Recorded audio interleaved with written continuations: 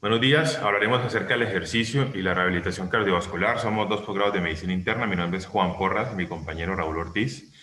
La idea es darles un poco una pauta acerca de cómo es qué parámetros debemos tener acerca de la medición de la función cardiovascular y sobre todo los pacientes con insuficiencia cardíaca, que es el objetivo de nuestra presentación. Aquí un poco el contenido de la presentación, hablaremos de los conceptos, una definición, cuál es la importancia de este tema, los efectos fisiológicos, también el beneficio, seguridades y riesgos del ejercicio, las contraindicaciones, qué esquemas podemos aplicar y unos mensajes para tener como para el final. Tenemos que recordar antes de que hablemos del ejercicio, de que el ejercicio se compone de la aptitud física o lo que podemos hablar en inglés que puede ser el fitness. En grandes rasgos son 5 características, de las cuales todas van a estar interrelacionadas y van a ser el objetivo de tratamiento.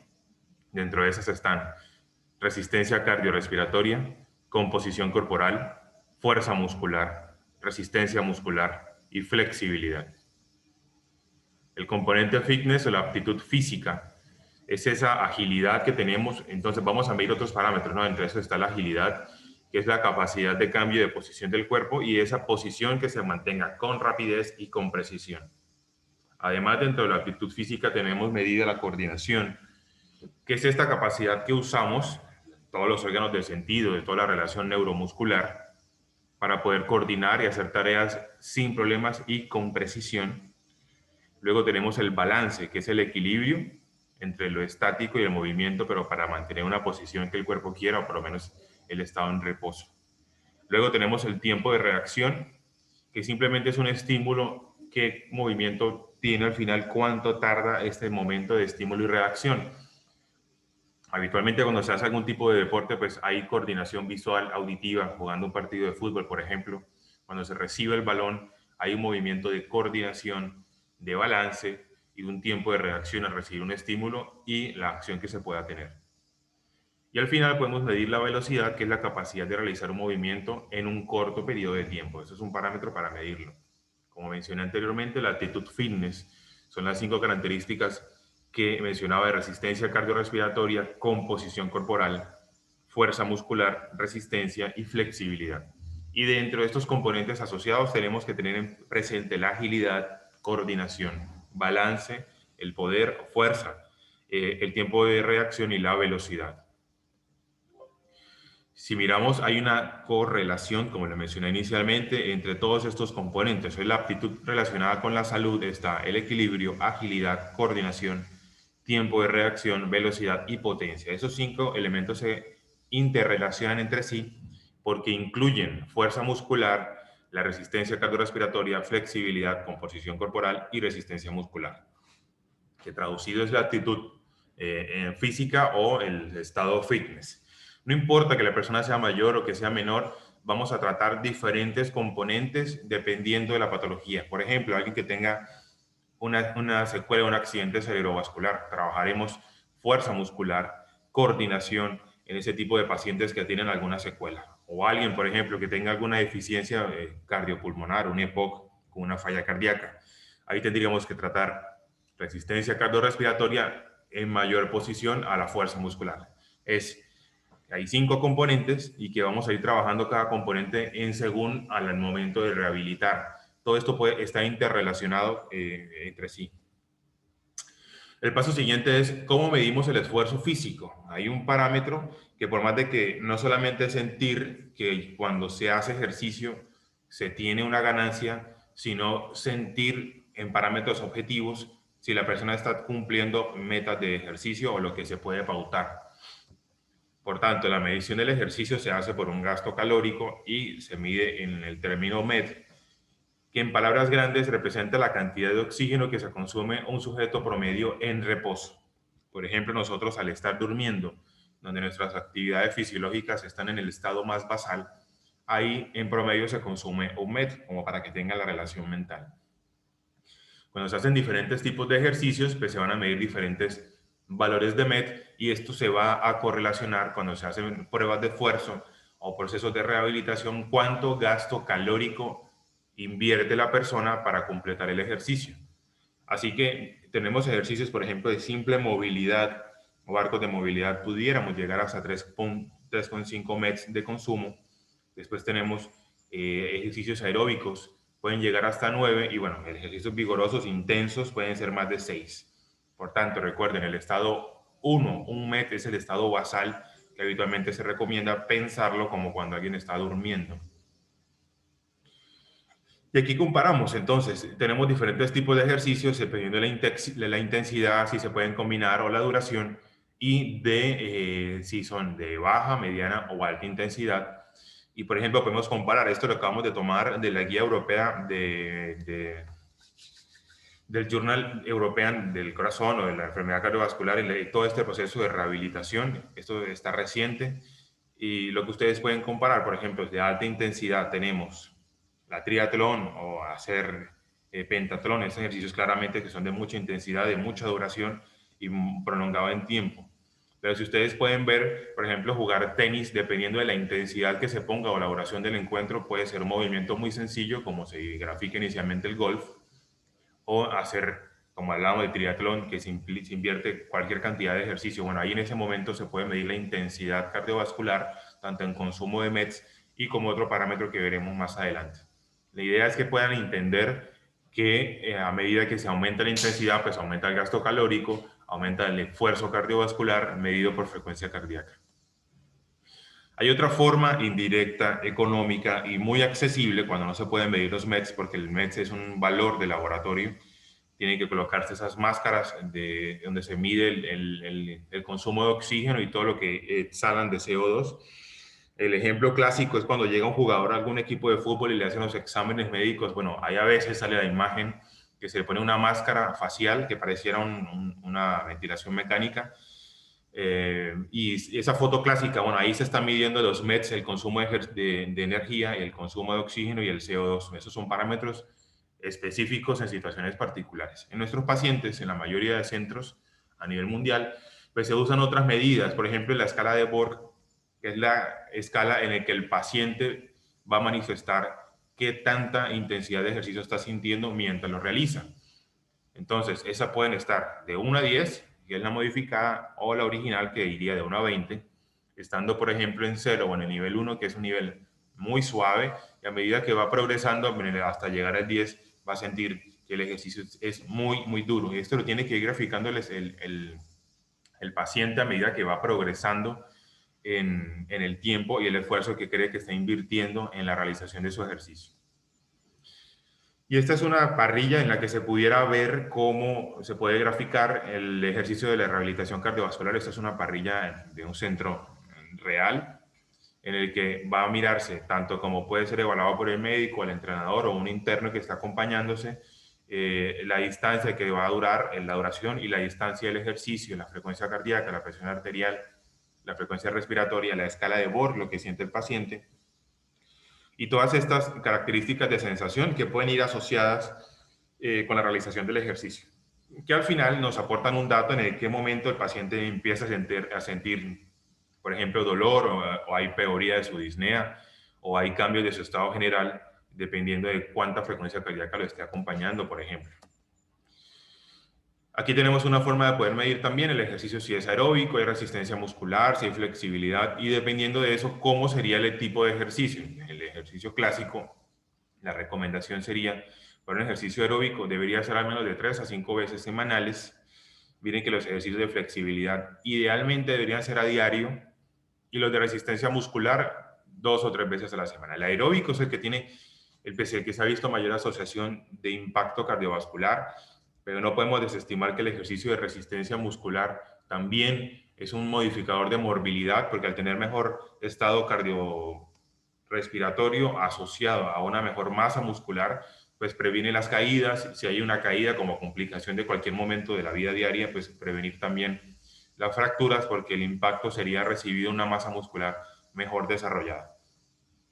Y aquí tenemos un ejemplo de cómo sería el ejercicio aeróbico, el ejercicio, qué intensidad vamos a aplicar, las frecuencias cardíacas que vamos a utilizar en el ejercicio. Ya les explicaremos más adelante cómo se hace la medición de la frecuencia cardíaca. No es lo mismo paciente que tiene un medicamento que le modifique su frecuencia cardíaca, por ejemplo, los beta bloqueantes, que es el ejemplo clásico de los pacientes con enfermedad cardiovascular o hipertensión, a una persona que no tenga ningún tipo de medicamento. Eso se medirá más adelante. Así que es otra forma de medir la intensidad del ejercicio, a diferencia del MET, que es un parámetro casi científico, en la escala de Borg, que es una calificación subjetiva, y la otra que tiene el examinador o nosotros al evaluar la frecuencia cardíaca que el paciente invierte para hacer el ejercicio, que más adelante les explicaremos.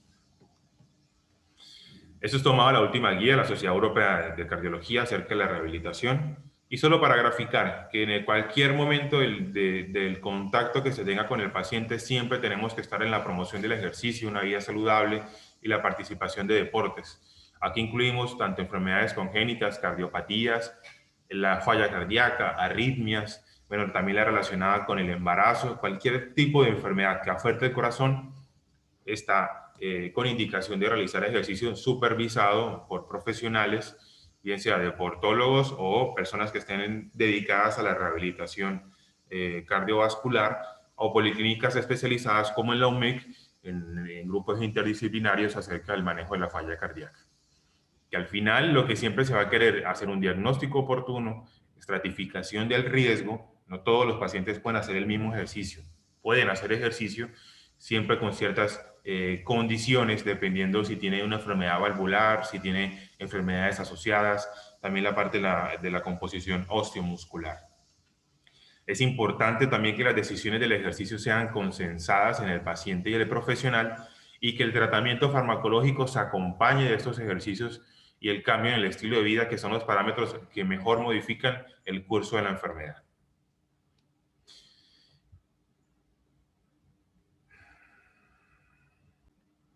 Bueno, ahora me presento, mi nombre es Raúl, yo también soy posgrado en medicina interna y ahora les voy a hablar, después de la introducción general que hizo mi compañero, acerca de lo que es el programa de rehabilitación cardiovascular en pacientes con enfermedad coronaria. Se define básicamente como un programa multidisciplinario que incluye no solo la evaluación médica, el ejercicio supervisado, la modificación de los factores de riesgo, educación, que va a ser en los estilos de vida, y consejería. Como usted, algo que recalca desde el momento que se creó esta definición, que fue en el 2005, es que el programa es multidisciplinario, no solo es la parte médica, sino la parte nutricional, la parte psicológica, la parte de medicina del deporte. Son varios factores que nos van a ayudar. Y el objetivo de este programa es optimizar la funcionalidad física, psicológica y social y limitar los efectos fisiopatológicos de la condición subyacente. Aquí se trata de un programa multicomponente, dado que, como ustedes saben, la fisiopatología de la enfermedad coronaria y la cardiopatía isquémica es multifactorial y por eso tenemos que realizar un abordaje integral.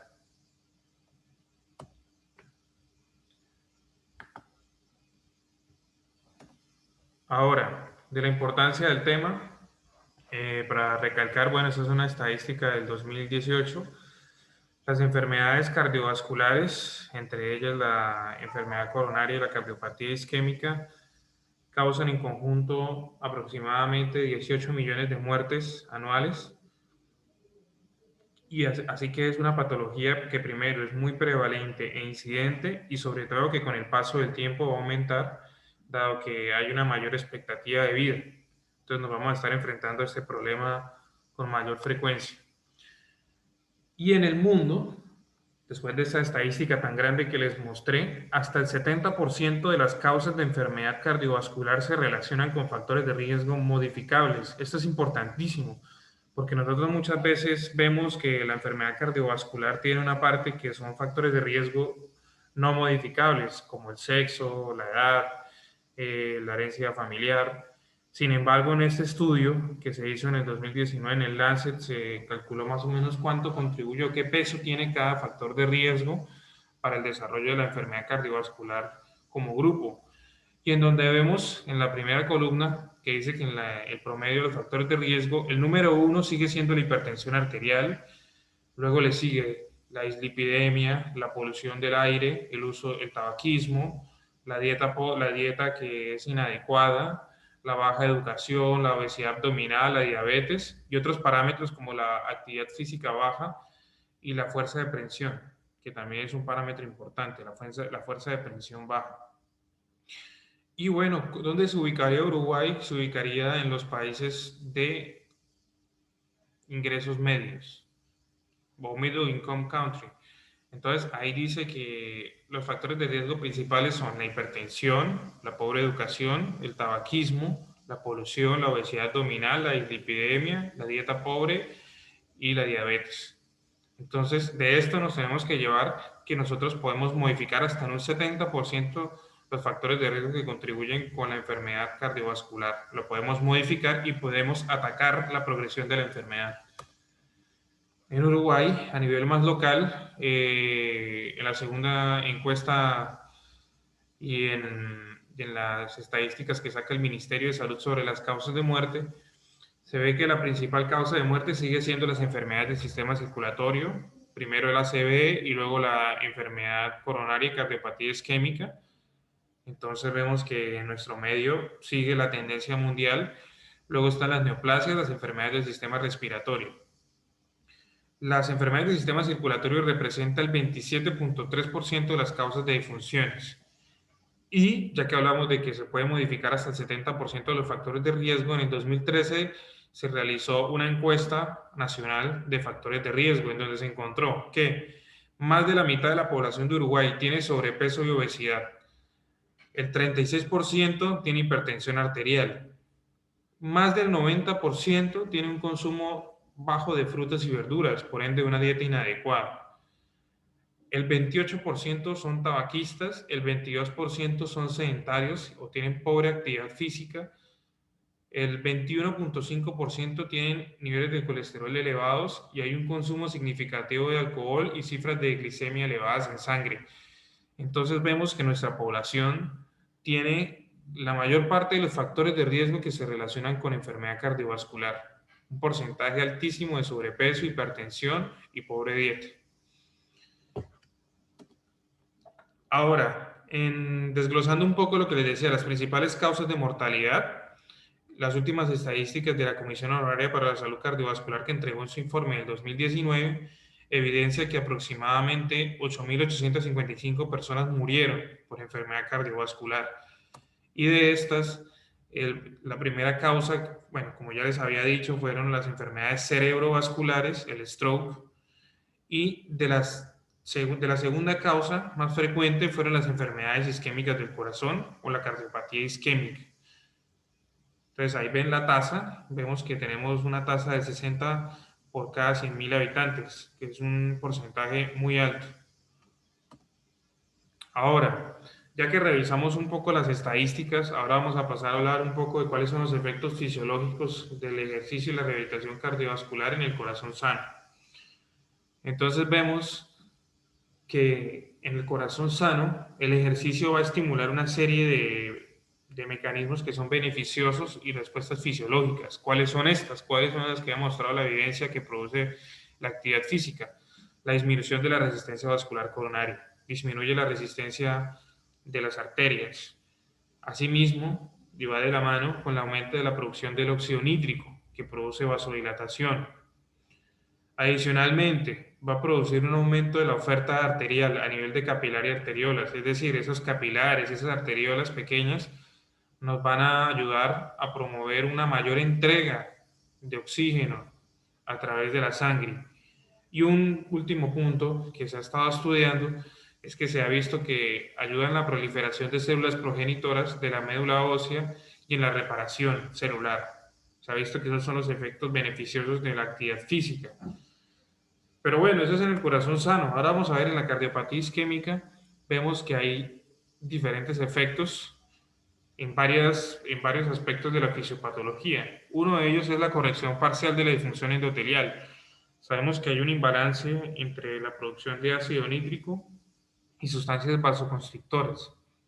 En la cardiopatía isquémica, la actividad física lo que va a hacer es aumentar la producción de óxido nítrico, va a disminuir la vasoconstricción arterial y va a disminuir sobre todo la producción de reactantes de fase aguda y a su vez también la producción de especies reactivas del oxígeno, que esas especies reactivas del oxígeno se asocian con el daño endotelial y nos van a dañar aún más el endotelio, que es como el órgano target que se va a ver afectado en la enfermedad isquémica.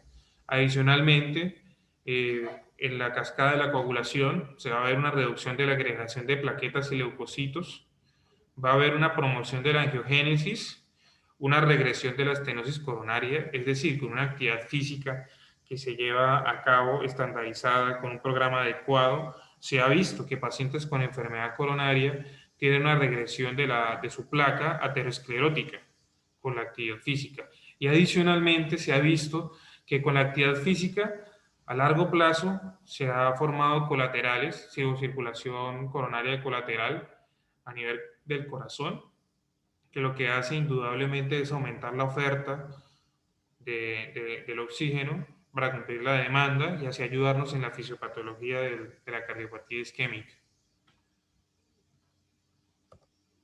Entonces, a nivel de la evidencia, lo que se ha demostrado es que el ejercicio es dosis respuesta.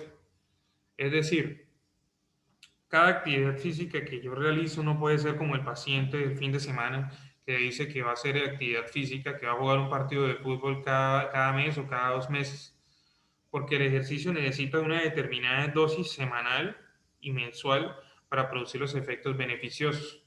Entonces, tiene que ser parte de un programa estandarizado que sigue las recomendaciones de la OMS 3, 4 veces por semana de actividad física, mínimo media hora, para que podamos obtener los beneficios que están demostrados. Adicionalmente, algo muy importante, nosotros siempre buscamos en la mayor parte de los medicamentos y otras intervenciones médicas que disminuya la mortalidad, pero muchas veces dejamos de lado la calidad de vida. Se ha visto que el ejercicio disminuye la sintomatología. Estos son pacientes que van a tener ángulo, que van a tener dolor con el ejercicio, que van a tener disnea. Entonces se ha visto que el ejercicio definitivamente reduce la disnea y mejora la calidad de vida. Adicionalmente, disminuye la presión arterial. Se ha visto que el ejercicio disminuye más o menos de 10 a 20 milímetros de mercurio, la presión arterial sistémica. Adicionalmente, se ha visto que el ejercicio a largo plazo, es decir, más de 12 meses, disminuye las hospitalizaciones por enfermedad cardiovascular.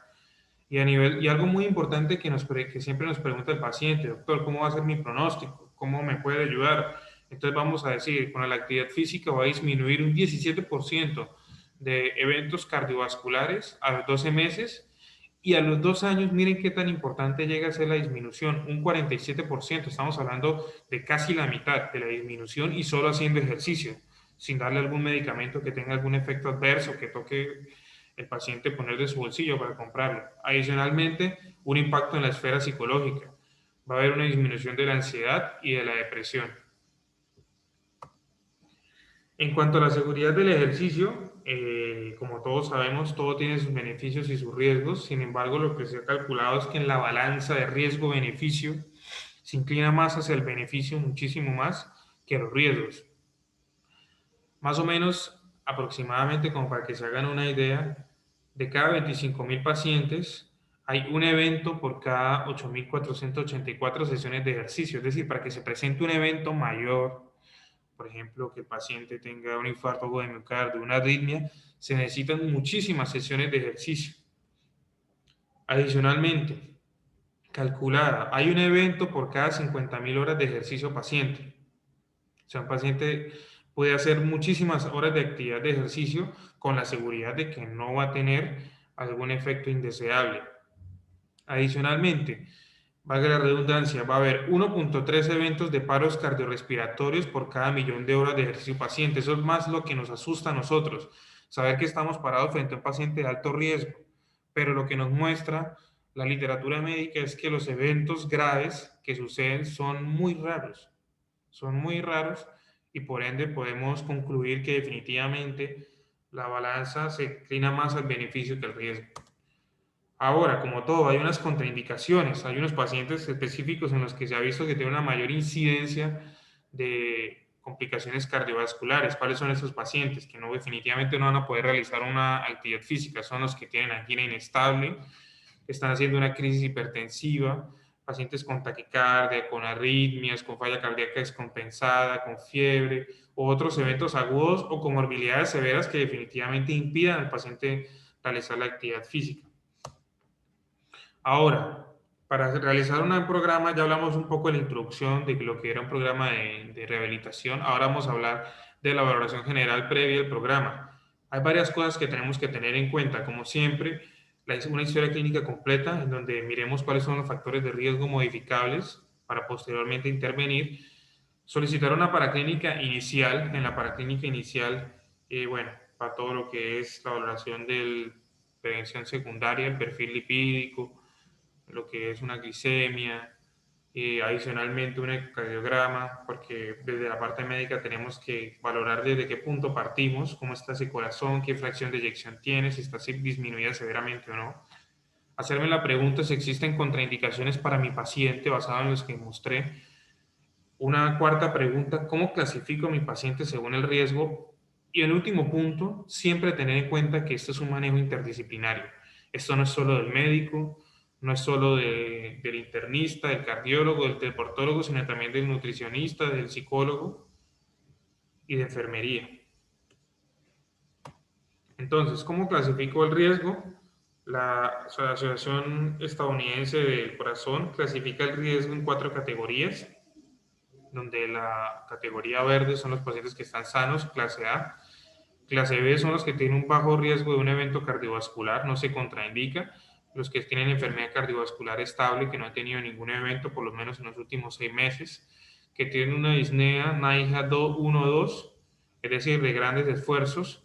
Como les explicó mi compañero, la escala de METs, que nos mide el esfuerzo, la actividad física, que en una ergometría ellos puedan hacer 6 METs al menos, que no tengan signos de falla o isquemia, aumento apropiado de la presión arterial en ejercicio y que no tengan arritmias. La clase C, moderado a alto riesgo, es que podemos realizar actividad física, pero con mucho, teniendo en cuenta de que se va a necesitar un profesional, digamos, entrenado en caso de que se presente algún evento. Es decir, cualquier enfermedad cardiovascular, que el paciente que tenga una disnea de mínimos esfuerzos, que tenga menos de 6 METs, que haya tenido un antecedente de una angina o isquemia con depresión del segmento de ST en los últimos 6 meses, que durante la actividad física tenga caída de la presión arterial o que haya tenido un episodio de paro reanimado previo. Y la clase D son los pacientes que, como les mostré, están totalmente contraindicados a la actividad física.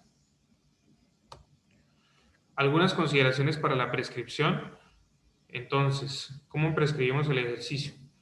Hay que establecer la capacidad individual del paciente para el ejercicio. Todos los pacientes son diferentes. No le vamos a poner la misma camisa a todos los pacientes, porque algunos son más gordos, otros son más altos, otros son más delgados. Cada paciente varía.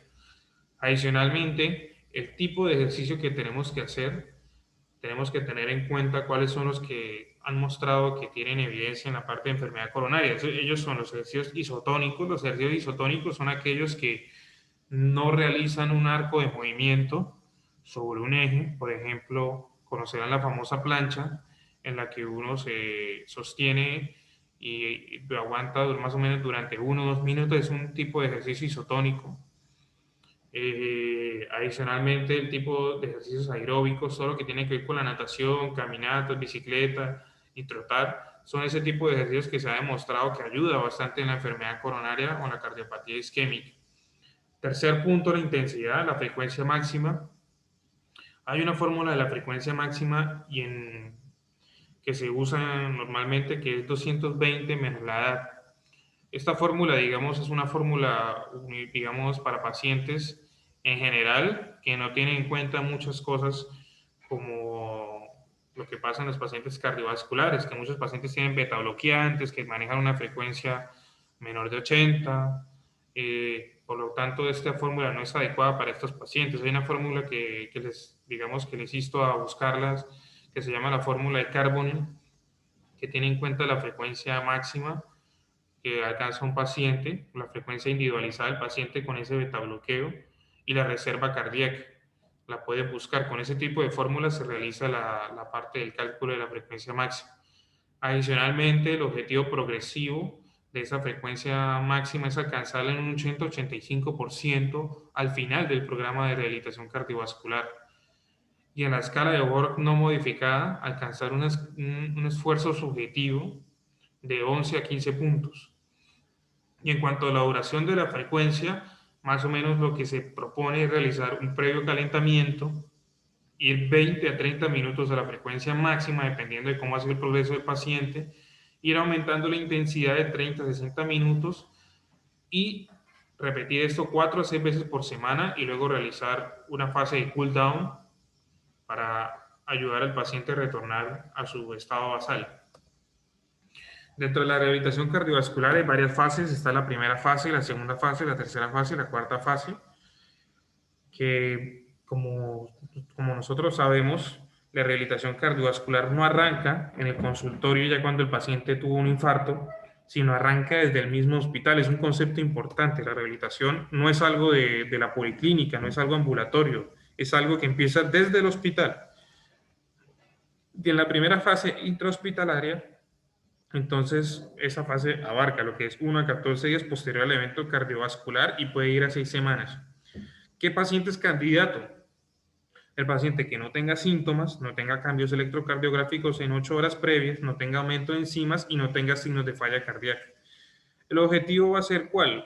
Evitar los efectos deleterios de la postración. Sabemos que el paciente internado, que tenía infartos o cardiopatía isquémica, se le decía antes, no, lo mejor es que se quede quieto, no se mueva, no haga actividad física, nosotros le alcanzamos todo. Y lo que pasaba es que estos pacientes se volvían más frágiles, presentaban sarcopenia, es decir, pérdida de la masa muscular, y llegaban más a la parte ambulatoria con una mayor dependencia funcional. Entonces se vio que esto era muy deleterio para los pacientes. ¿Y qué se hace? Entonces, ¿qué vamos a hacer? Una movilización temprana, arcos de movimiento. El paciente puede realizar movimientos de flexión del brazo o caminatas que sean dentro del mismo piso y que llegue más o menos a un esfuerzo de 2-4 metros y una escala de Borg de 11 a 12. Obviamente todo esto va a ser supervisado. Es decir, vamos a tener un paciente que va a realizar movimientos simples de flexión sin peso de los brazos, caminatas, subir escalones, pero todo dentro apropiado a lo que el paciente puede realizar en ese momento y supervisado. Adicionalmente, vamos a irlo educando para cuando se dé el alta, el paciente sepa que tiene que ir a continuar el programa de rehabilitación cardiovascular. Y así puede ir a la segunda fase. Que la segunda fase es la fase ambulatoria, posterior al alta, en donde vamos a ver que tenemos que valorar al paciente para que empiece a iniciar esta etapa de manera más exitosa posible. ¿Cómo? Con los siguientes exámenes, un electrocardiograma para mirar que el paciente no tenga arritmias, que no tenga cambios del ST, que indiquen isquemia, un ecocardiograma, porque no es lo mismo que un paciente tenga una fracción de eyección de más del 60%, que es normal, a uno que tenga uno del 20%, que tiene una disfunción ventricular izquierda severa. Adicionalmente, tenemos que hacer una ergometría, no solo para valorar si hay arritmias que se inducen por el ejercicio, sino también para la capacidad y para que nos dé los METs que pueda hacer el paciente y podamos calcular cuál es la frecuencia máxima que alcanza el paciente, ya sea que esté beta bloqueado o no. Adicionalmente, si lo amerita, si el paciente continúa con síntomas con dolor torácico asociado en reposo o que tenga dolor torácico con mínimos esfuerzos, tenemos que realizar pruebas de isquemia para descartar que el paciente no tenga enfermedad coronaria residual significativa. El objetivo es realizar ejercicio en un ambiente controlado. ¿Y qué se hace? Ir progresando. Progresividad es una palabra que van a escuchar mucho. Vamos a progresar desde 2, 4 METs hasta 7, 8 METs. Adicionalmente, vamos a educar al paciente, continuar la educación, porque muchos de estos pacientes no les gusta hacer el ejercicio, piensan que el ejercicio es salir a trotar 10 veces a la cuadra, a la manzana, van a ver el ejercicio como algo que los cansa, que no les gusta. Entonces, la idea de nosotros tiene que ser transformar esa percepción en algo positivo para el paciente. La tercera fase, el objetivo es, continuamos en el ambulatorio, y reforzar los principios de la fase 2. Ahí vamos a seguir aumentando los METs de acuerdo a lo que tolere el paciente. Vamos a preparar la transición a la fase 4 cuando ya vamos a retirar, digamos, por decirlo así, dejar al paciente con un seguimiento mucho más espaciado y con una guía menos frecuente por parte del médico, con una mayor independencia del paciente. Entonces lo que vamos a hacer es continuar el ejercicio, agendar consultas de refuerzo para que el paciente vaya continuando el aprendizaje de lo que ha tenido hasta el momento con la valoración médica y recalcar la importancia del ejercicio, cómo le va a impactar a él en la vida. Vamos a decirle al paciente, esto le va a ayudar, esto va a hacer que usted tenga menos probabilidades de morirse, que tenga una mejor calidad de vida y que pasen menos tiempo en el hospital. La cuarta fase de objetivo es el mantenimiento, ya cuando el paciente va esporádicamente a donde el médico a controlarse para la parte de rehabilitación, va a continuar más que todo en su diario vivir. El paciente va a dedicar 3-4 veces a la semana a hacer actividad física no supervisada fuera de una institución médica y va a haber citas de control multidisciplinarias para valorar la sintomatología y reforzar los hábitos adquiridos. Entonces, como para no olvidar de la charla, entonces el paciente que falla en adherencia al programa es un paciente en el cual perdemos la oportunidad de progresar, de...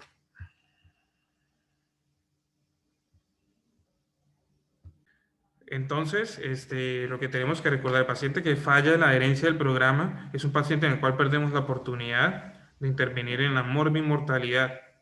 Entonces, ¿qué tenemos que hacer? Motivar al paciente.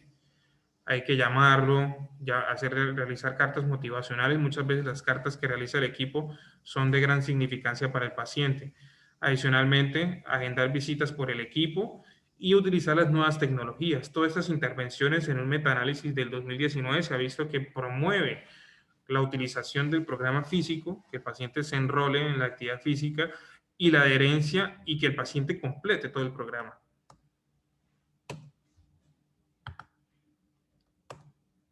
Entonces, de los mensajes ya para llevar, el ejercicio es pilar fundamental del programa multidisciplinario. La cardiopatía isquémica va a estar aumentando a nivel mundial y va a ser uno de los desafíos del siglo XXI.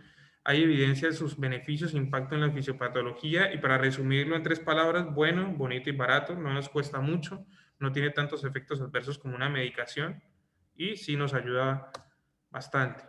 Y una frase final de William Osler, que es el padre de la medicina interna moderna, dice que los pacientes deben tener el cuadrilátero de la salud, que consiste en descanso, una comida saludable, aire fresco y actividad física, que este es el cuadrilátero de la salud. Muchas gracias por su atención y bueno, vamos a subir la presentación. Cualquier duda nos pueden contactar.